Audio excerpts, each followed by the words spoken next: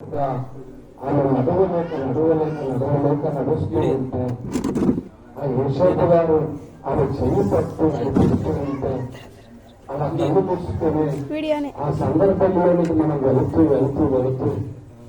ఆ సందర్భంలో ఆకాశంలో నుండి దేవదూతలు దిగుతూ ఎక్కుతూ దేవుని కీర్తనలు పాడుతూ ముందు వెయ్యాలో దేవదూతలు వచ్చి వెయ్యాలో దేవలోకము నుండి వెయ్యాలో దేవదూతలు వచ్చి వెయ్యాలో లోకము పరలోకముయాలో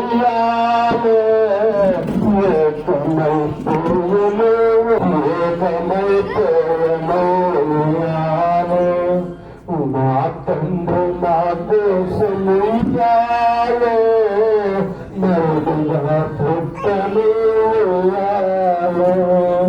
నా తండ్రి నా కోసముయాలో నరుడుగా ఎవరి కోసం ఆయన పుట్టాడు అంటే మన కోసము మన నిమిత్తము